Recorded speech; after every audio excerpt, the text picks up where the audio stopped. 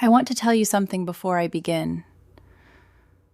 I debated for a long time whether to share this story. Not because I'm ashamed, not anymore, but because saying it out loud makes it real in a way that I still, even now 2 years later, have to prepare myself for. My best friend of 20 years was sleeping with my husband. 20 years, half my life. She was there for half of my entire life. And I found out the truth at my own anniversary party, with 40 people in my house, with candles on every table, with the song from our wedding playing in the background. My name is Rachel, and this is the story of the night my entire world collapsed, and what I built from the rubble. Let me take you back, not to the betrayal, not yet. First, I need you to understand what I had, because you can't fully feel what it means to lose something unless you know how much it was worth. I met Sophie when I was 19 years old, first week of college. She was standing outside our dorm room, trying to open the door with the wrong key. I watched her for about 30 seconds before I said anything. She looked so determined, like she was absolutely certain that if she just kept trying, the key would eventually work. That was Sophie, stubborn in the most charming way possible. We became inseparable within a week. She was the kind of friend who remembered the small things, your coffee order, the name of the boy who broke your heart in high school, what you said you wanted to be when you were 7. She paid attention to people in a way that made you feel like the most important person in the room. She was my maid of honor. She held my hand when my mother was sick. She was the first person I called when I found out I was pregnant, both times. She was my daughter's godmother. She was at every birthday, every Christmas, every hard Tuesday when I just needed someone to sit on the phone with me and say nothing. She was the person I trusted most in the world, more than my own mother sometimes, more, God help me, than my husband. And then there was Daniel. Daniel and I met when I was 26, a work event. He was funny and confident, and he looked at me like I was something worth looking at. We dated for 2 years. He was patient and steady, and he made me feel safe. We married when I was 28. We bought a house in Connecticut. We had 2 daughters, Emma, who is now 10, and Grace, who is 8. It was a real marriage. Not perfect. No marriage is. We argued about money sometimes, about how much he worked, about the way he forgot to listen sometimes when I was talking, really listen, not just wait for his turn to speak. Normal things, real things. But we also had good years, long good stretches where everything felt solid and right, vacations where we laughed until we cried, quiet Sunday mornings, the kind of ordinary happiness that you don't appreciate until it's gone. We had been married for 10 years when I threw the anniversary party. 10 years, a decade. I wanted to celebrate it properly. I wanted the people we loved most in one room, music and food and the kind of evening you remember forever. I was right about that last part. Looking back, and I have looked back so many times it feels like a permanent state of being, I can see the signs now with horrible clarity. The way you can only see something clearly once you already know what you're looking at. There was the distance thing. Daniel had always been a little emotionally unavailable. That was just him. That was something I had accepted and worked around. But sometime around year 8, it changed quality. It wasn't unavailability anymore. It was absence. Like the lights were on, but something essential had moved out. I told myself he was stressed at work. He had taken on a bigger role at his firm. Long hours, late nights. I told myself the strain was external. I told myself it had nothing to do with me. Then there was the Sophie thing. She had always been close with Daniel. I had introduced them, obviously, and over the years they had built their own friendship. I thought that was wonderful. I thought that was the sign of a healthy, integrated life, when your best friend and your husband genuinely got along. But around the same time Daniel became distant with me, Sophie became careful. That's the only word for it, careful. Like she was measuring her words before she said them. Like she was slightly too focused on being normal. I noticed. Of course I noticed. Sophie had been my best friend for 20 years. I knew every register of her voice. I knew when she was performing casual. I asked her once, about 6 months before the party. We were having dinner, just the two of us, and I said, "Is everything okay between us? You seem different lately." She looked at me, reached across the table and squeezed my hand, said, "Rachel, you're my person. You know that. I've just had a lot going on. I'm sorry if I've seemed distracted." I believed her. I believed her because I wanted to. Because the alternative, the thing my gut was quietly, persistently trying to tell me, was something I was not prepared to look at. So I closed that door, and I started planning an anniversary party. I spent 3 weeks planning it. The guest list, the food, the playlist. Sophie helped me. Of course she did. She came over 3 Saturdays in a row to help me organize it. She helped me pick the flowers. She tasted the cake. She stood in my living room and told me it was going to be beautiful. She was right. It was beautiful. The night of the party, our 10th anniversary, I remember getting dressed and feeling genuinely happy. That's the part that haunts me. I was happy. I put on a green dress Daniel had always loved. I did my hair. I looked in the mirror and thought, 10 years. We made it. We're solid. People started arriving at 7. Our neighbors, Daniel's colleagues, my friends from work, my sister and her husband. Sophie arrived at 7:15 in a black dress, a bottle of champagne in her hand, her smile wide and warm as ever.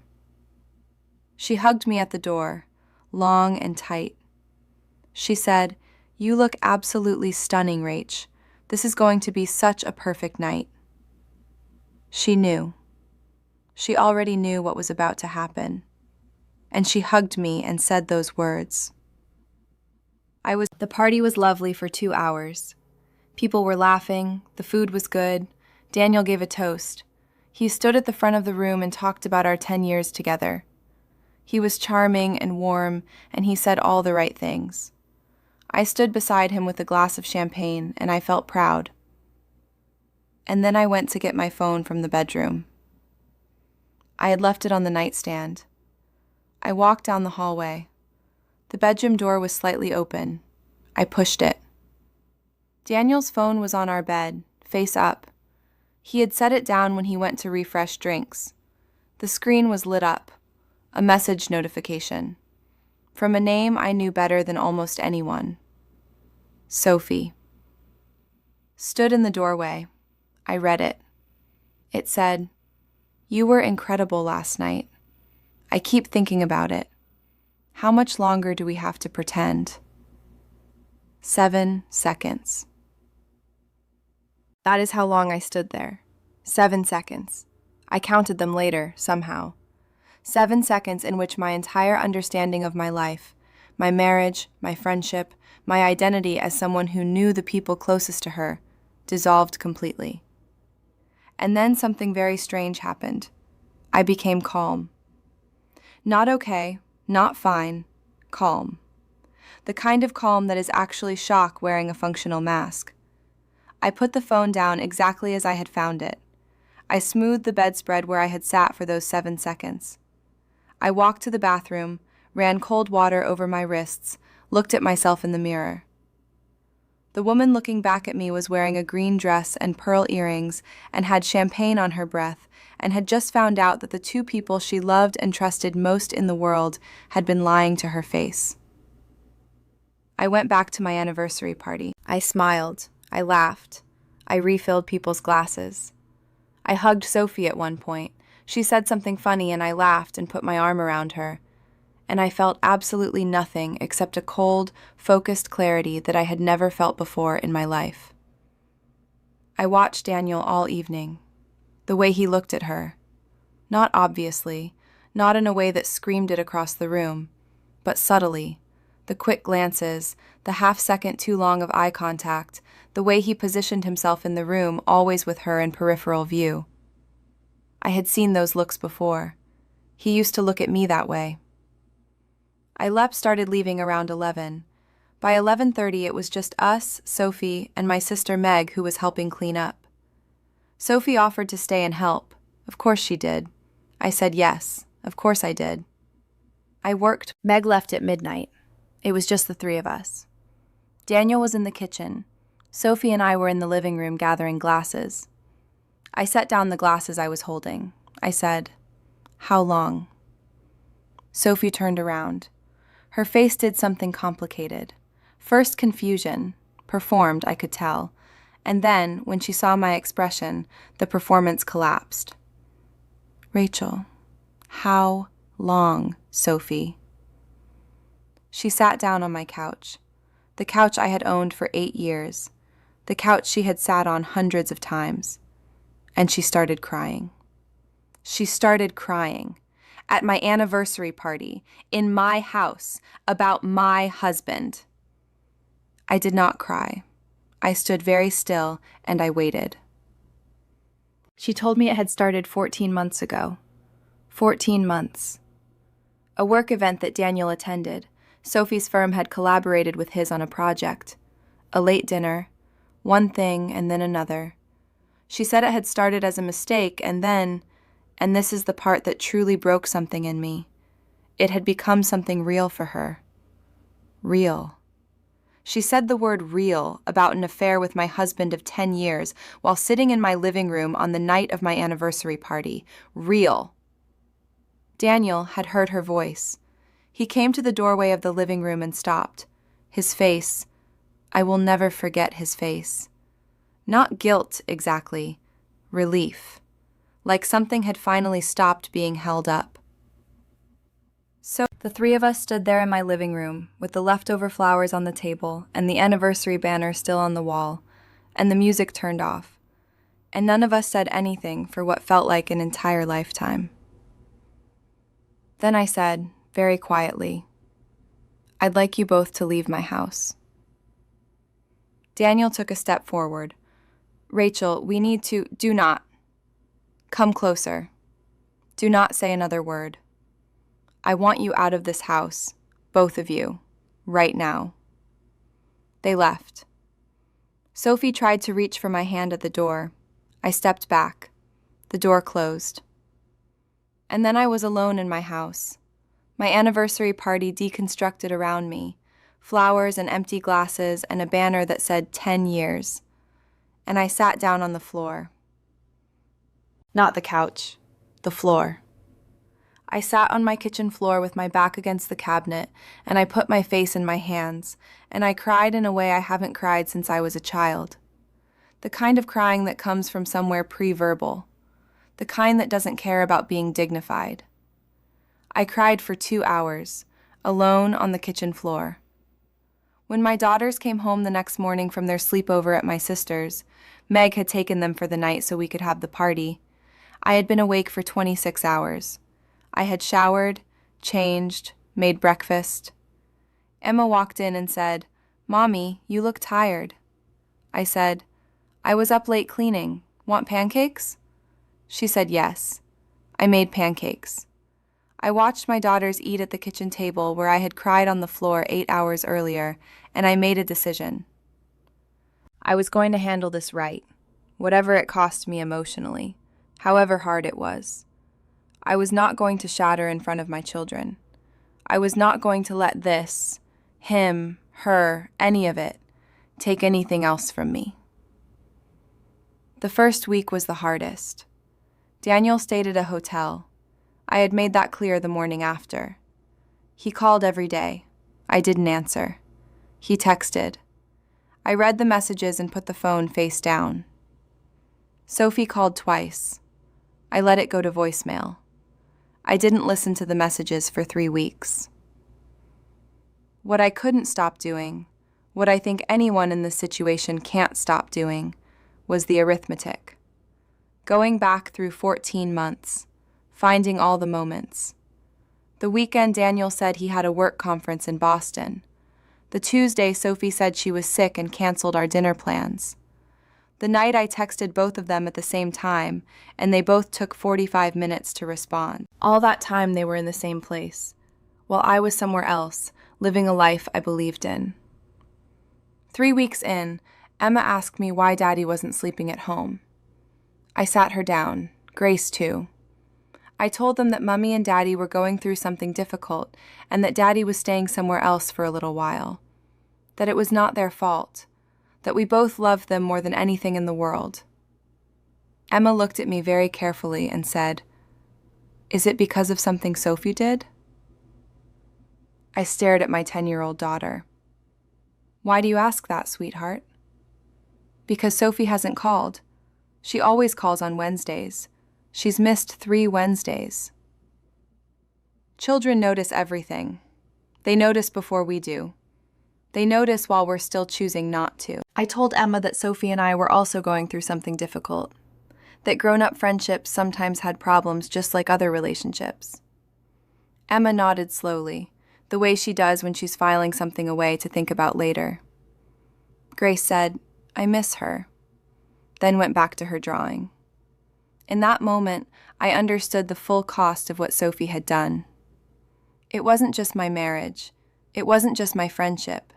It was my daughter's godmother.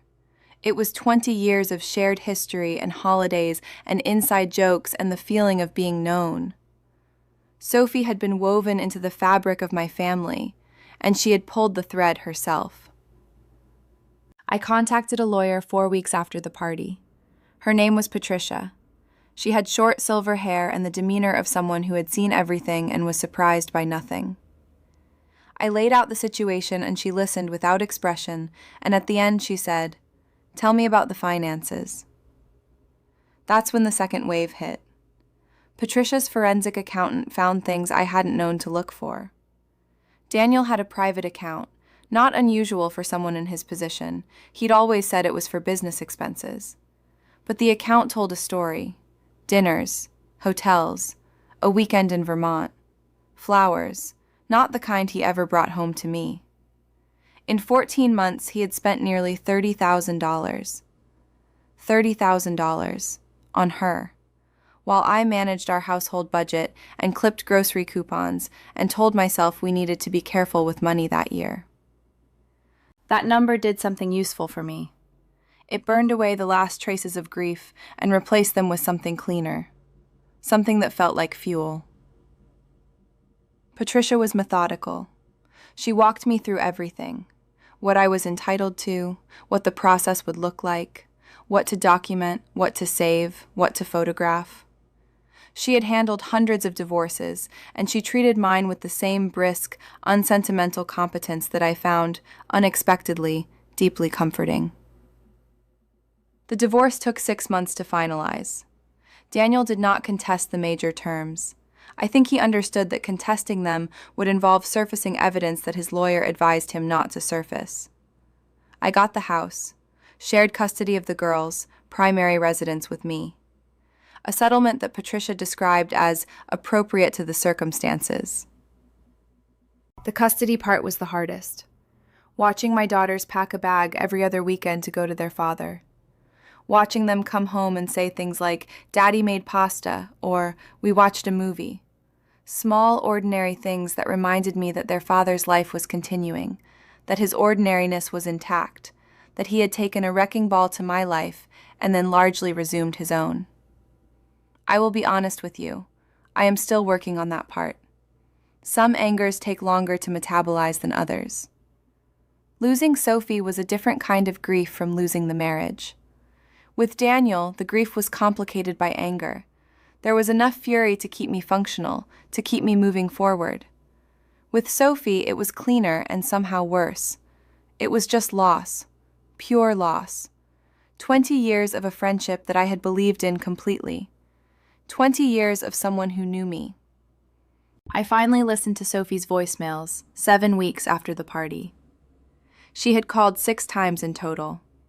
The messages were long and tearful, and full of apologies and explanations that all ultimately amounted to the same thing. She had wanted him, and she had chosen wanting him over everything we had built together.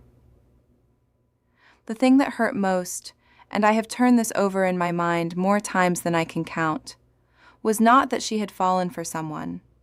It was that she had looked me in the eye for 14 months and kept performing our friendship. Every dinner, every phone call, every Wednesday check-in, every hug at the door. She had looked at me, her best friend of 20 years, and lied. Completely, continuously, with warmth and ease and apparent love. And I have had to make peace with the possibility that some part of our friendship, for a long time before the affair, may already have been a performance. That the Sophie I loved and trusted was, in some ways, a character she played for me. That the real Sophie was capable of something I could never have imagined. That is a hard thing to sit with. It doesn't resolve neatly. It just sits there, in the back of the chest, rearranging things. I started therapy 3 months after the party. My therapist's name is Dr. Alicia Monroe. She is warm and direct in equal measure, and she does not let me get away with the elegant, composed version of my feelings. She pushes until she finds the messy one underneath. One of the things she said that stayed with me. The story you're telling yourself about this has 2 villains and 1 victim. But you're more than a victim of this story, Rachel. What does the story look like when you're the main character instead? I sat with that for a long time. Because she was right. I had been organizing the story around what they had done, which was understandable, which was fair. But it meant I was still giving them the center of my own narrative, still letting their choices define the shape of my life. So I started taking it back, slowly, imperfectly, one day at a time. I went back to work full-time. I had been working part-time for years to manage school pickups and family logistics. My company welcomed me. I was good at my job, and I had been underusing that for a while. I started doing small things for myself that I had quietly stopped doing during the marriage. Running. I used to run in my 20s and had given it up. I started again. Badly. Then less badly. Then, 9 months ago, I ran a half marathon and my daughters stood at the finish line with a banner they had made themselves that said, "Go, Mummy," in purple glitter. I crossed that finish line and I cried. But not like the kitchen floor. Differently. Then something happened that I hadn't expected. About 8 months after the party, I got a call from Sophie's younger sister, Cora. We had always liked each other. She was calling, she said, because she didn't know who else to call, and because she was angry. Sophie and Daniel's relationship, it turned out, had not survived its exposure. Once the pressure and secrecy were removed, and the real-world consequences arrived, the divorce, the estrangement, the loss of their respective lives, the relationship had cracked almost immediately. By Cora's account, Daniel had ended things within 2 months, citing too much damage. Sophie was, by the time Cora called me, in a very dark place. I want to be careful about how I describe what I felt when I heard that, because I am not a cruel person, and I did not feel joy. But I will tell you that I felt something settle in me. Not revenge exactly, more like symmetry. Like the universe had done something quiet and fair. I did not reach out to Sophie. I may never reach out to Sophie. That door may stay closed, and I have made peace with that possibility. But I thanked Cora for calling, and we have, unexpectedly, stayed in touch. Something new built on the rubble of something old. 11 months after the party, the date of our anniversary came around again. I had been dreading it for weeks.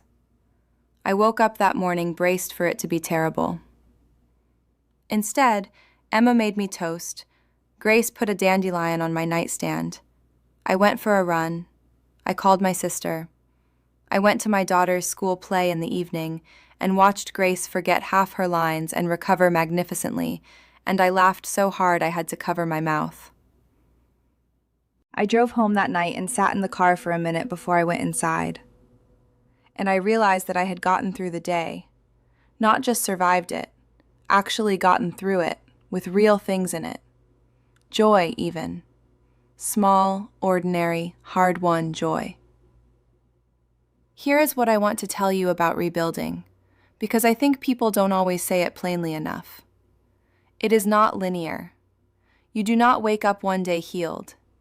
You have good weeks followed by terrible Tuesdays. You have moments of genuine peace followed by moments where you hear a song or smell a perfume and you are right back on that kitchen floor. What changes is the ratio. Slowly, without you necessarily noticing, the good days start to outnumber the bad ones. The floor moments get shorter. The rebuild moments get longer. Today, 2 years after the party, I live in the house I kept. My daughters are doing well. Emma has started painting, and Grace has decided she wants to be a marine biologist. I run 3 times a week. I have a job I love, and colleagues who make me laugh, and a therapist who still won't let me get away with the composed version. I have found that my friendships have changed quality, not quantity. I haven't isolated myself, but I pay attention differently now. I value the people who show up in small, ordinary ways over the ones who perform closeness. I have become better, I think, at seeing the difference. I know things about myself that I didn't know before. I know that I am stronger than I believed. I know that I can make pancakes for my daughters on 26 hours of no sleep and hold myself together by sheer will. I know that I can sit across a negotiating table from someone who broke my heart and not flinch. I know that I can run 13 miles when 2 years ago I couldn't run 1. I don't know if I'll fall in love again. I think I might want to, someday. But I'm in no hurry. I am, for the first time in a long time, genuinely interested in my own company. And I know this. The people who betray you reveal themselves. They don't reveal you. What they did says everything about who they are and nothing about your worth. If you're listening to this and something in it is familiar, if you're in the middle of your own kitchen floor, I want you to know that the floor is not the final destination. It is a resting point. You are allowed to be there. You are allowed to cry until you can't breathe. You are allowed to be absolutely furious and completely lost and convinced in that moment that you will never feel normal again. You will feel normal again. Different. Changed in ways you didn't ask for and couldn't have anticipated. But there will come a day when you make pancakes and mean it. When you cross a finish line. When your daughter puts a dandelion on your nightstand and you realize that this ordinary, imperfect, rebuilt life is enough. More than enough. My name is Rachel. I survived. I am surviving. And so will you.